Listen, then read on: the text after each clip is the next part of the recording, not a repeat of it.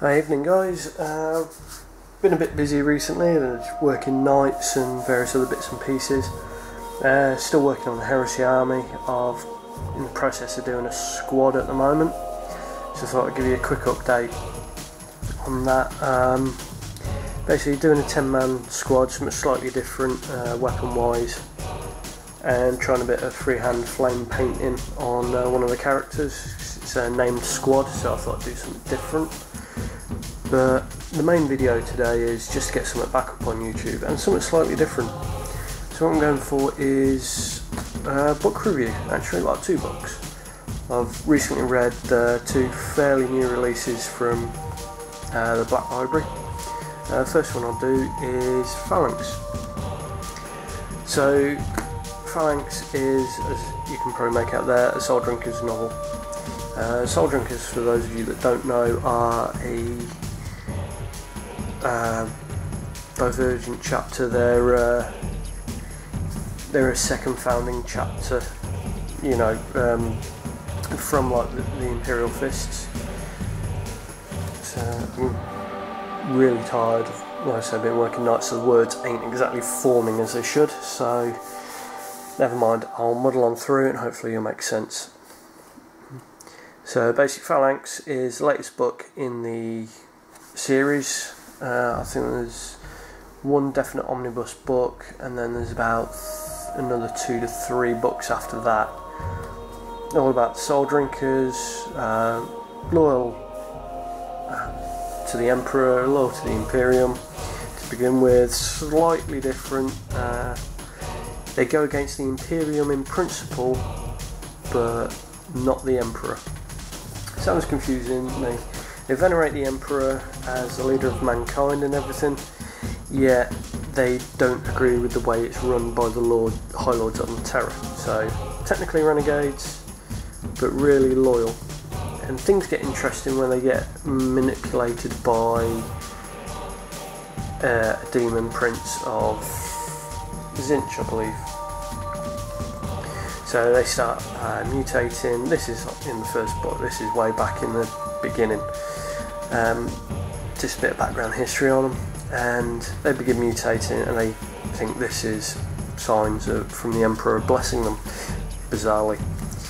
They have a bit of a chapter war, then the survivors go away and find this big space hulk and start floating around the Imperium, recruiting to build their numbers back up. Phalanx directly follows on from the book. I mean, literally last page of that story is the very first page of this story, if you will. So what happened was they got caught by the Imperial Fists that were sent to capture them and deem them whether they should be exterminated or, you know, allowed to roam the galaxy once more. So what happens is they're prisoners on board the ship, and a really good story. I can't really give too much away for those that are interested, but there's a few reappearing characters, both good and bad, and there's a really cool twist in the end. It'd been a while since I read Hellforged, I think it was. It was a Necron book, based around the Necrons and that, and that was an interesting story in itself. It was the first book I'd read about the Necrons, and then this, there's a lot of demons in it, there's a lot of inter-chapter politics. The Imperial Fists do feature quite heavily in it, the chapter master,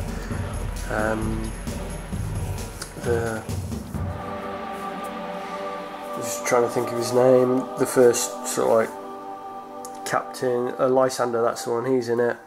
There's loads of named characters in it, a few different chapters. There's a bit of it flown back to previous novels of other chapters that have encountered the Soul Drinkers.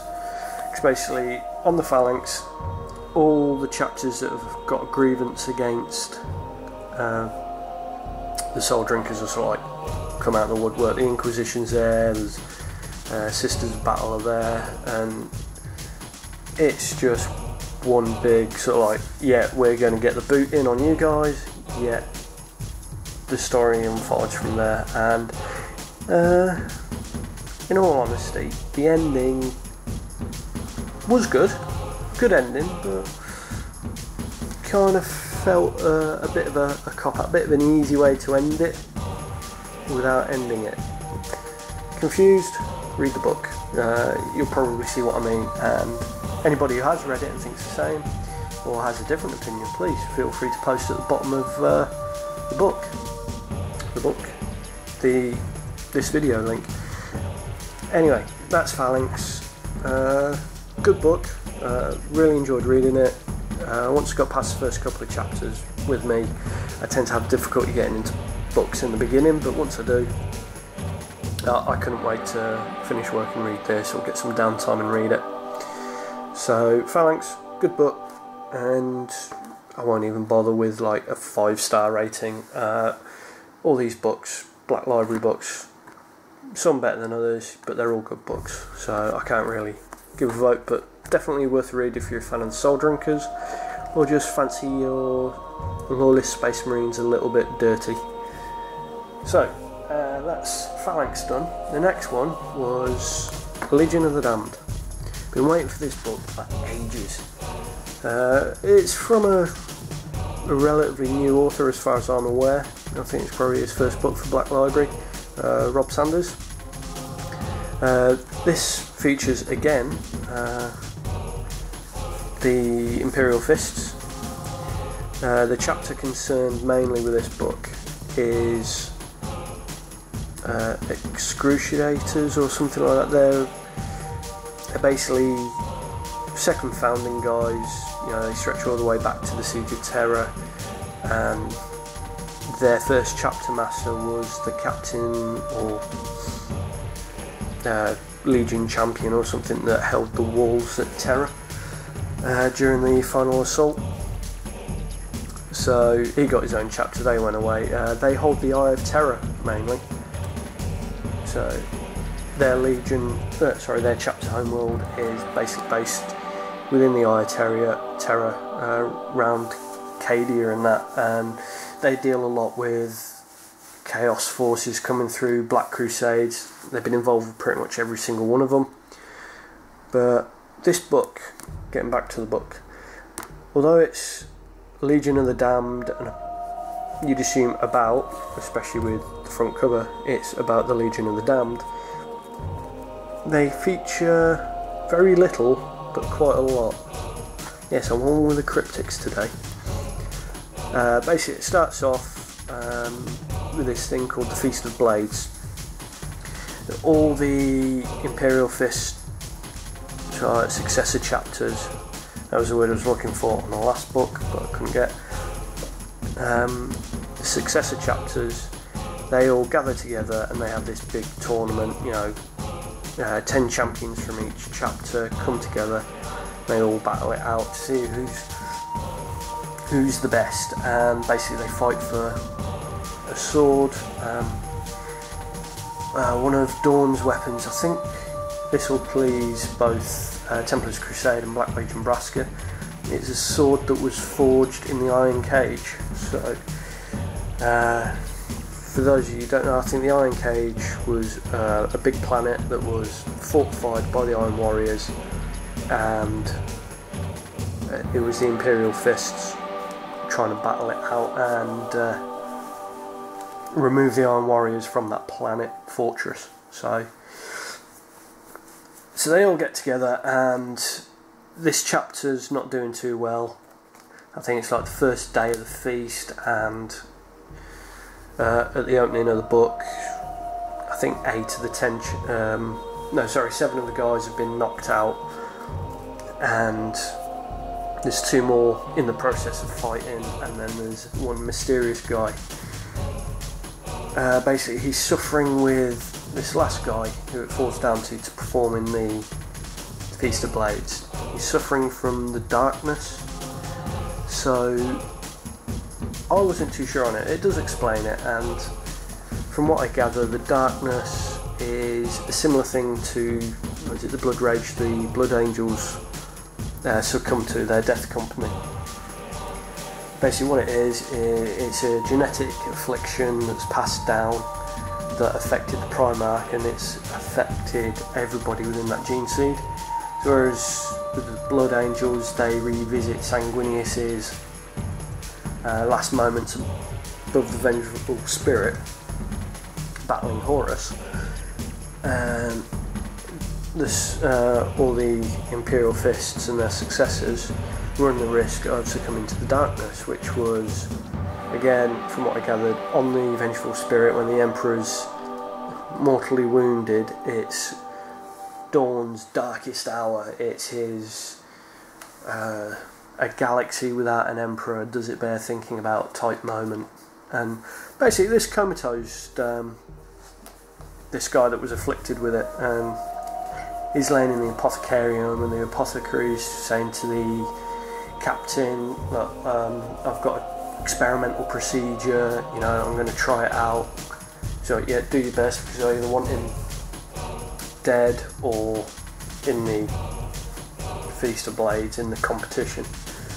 So as this sort of like back and forth evolves between the apothecary and the captain, you get the impression there's something more to this story. And basically the guy that was afflicted with the darkness either lost his chapter's standard due to succumbing to the darkness, or succumbed to the darkness due to losing the battle standard called Stigmata. So it's one of those cause and effect, you know, chicken egg scenarios. Which was it the darkness that led to his disgrace, or was it his disgrace that led to him succumbing to the darkness? But that's neither here nor there. It's a really interesting plot point that you can explore, and it's all down to being ambushed by the Alpha Legion. So they set them up, and they basically ambushed and pretty much wiped out this company. Excuse me. So, and this guy is called the Scourge, or the Scourge, and he's basically the chapter champion. He's the chapter master's bodyguard, and then due to the Alpha Legion, they ambushed or infiltrated their homeworld, or a battle site or a planet they were fighting on, and mortally wounded the chapter master, who's, now there's the tie-ins to the whole Dawn Emperor dynamic, and then there's the whole battle standard issue. Basically this guy, he goes on and he fights in the Feast of Blades, and then he's put into a company and sent off to this world, you know, under the chapter master's orders, and to provide assistance. So they go in, they provide assistance, but things aren't all what they seem. Both Imperial and the big World Eater / Cornite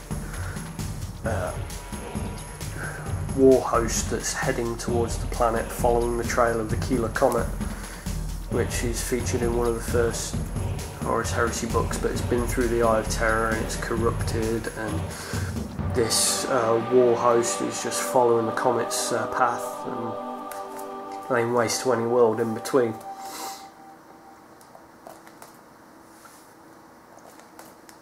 Sorry about that again, yawning. Need to get to bed. And you know, they're following this path, and then one of the really interesting things, when I said that the Legion of the Damned don't feature a lot, but they do, is after this guy comes out of the darkness due to the medical procedure the apothecary performs on him, he starts seeing things and seeing a spectral figure in Black's plate, so just on the periphery of his vision. And for a while he's sort of like, oh, is this the darkness recurring, or am I going insane?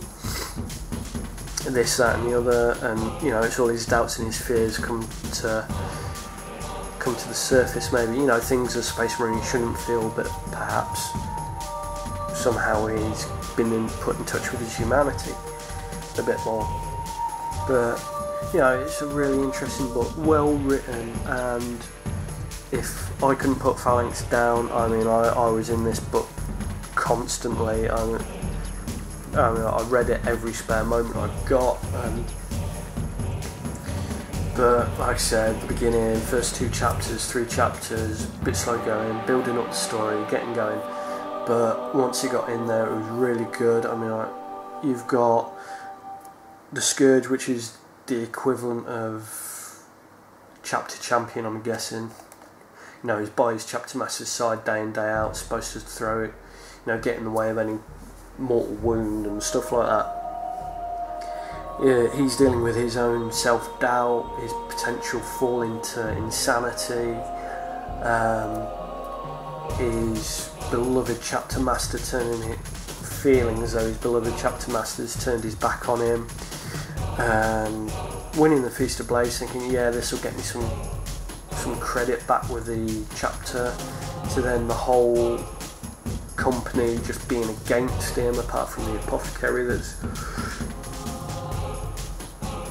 that's like his only friend. And it's really, it does give you a lot more insight into the potential backstory and the way chapters work together. And like I say, it hints heavily back, it replays back to the Imperial Fist, to the whole like Horus Heresy era stuff. So it's a really good book, and it was well worth the wait of it coming out.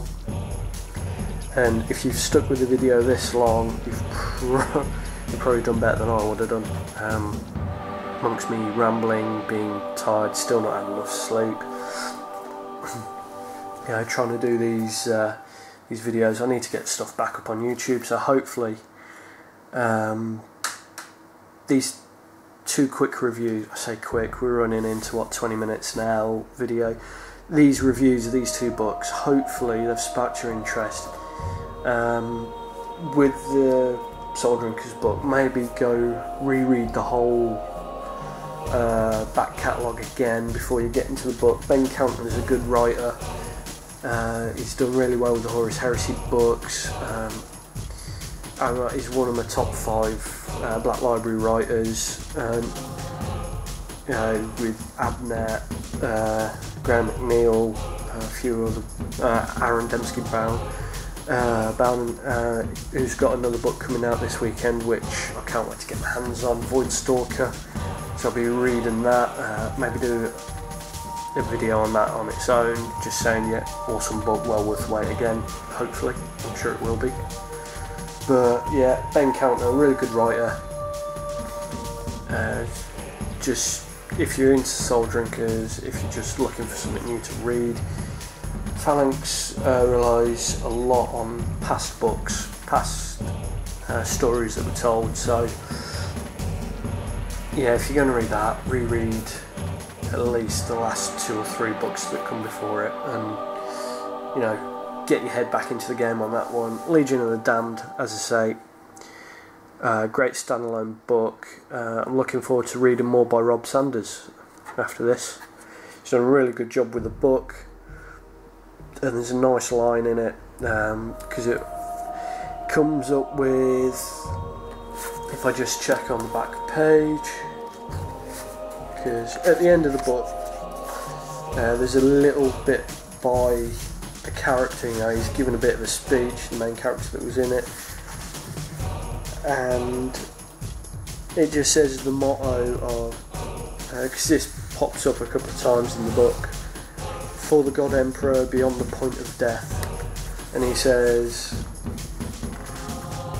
I think what another chapter, he forgets which one, said it best, as he's reliving his whole stories, reliving his experiences on that cemetery world, and just saying, for the God Emperor beyond the point of death. So it's a bit telling, and then you think he's going to give away which chapter said it, but then he turns around and says, I forget which one. But with Space Marines supposedly having eidetic memories, you know, they're supposed to have photographic memories, be able to remember greatest details in that. I find that a little bit of a, not so much a cop-out, but a little bit hard to believe. But then again, he has had major brain surgery for a Space Marine. and this guy goes through a lot in the book. And there's a couple of nice bits about the Legion in there. So if you're interested about the Legion and the Damned, where they come from, what they do,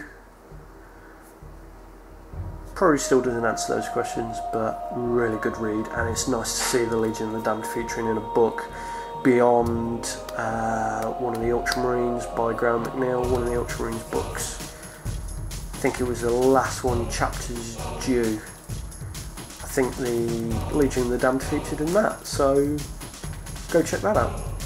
Anyway, I'm going to leave it for now. I've rabbited it long enough. I've probably bored you all to death, but like I say, more videos to come on my Heresy era stuff, my Salamanders.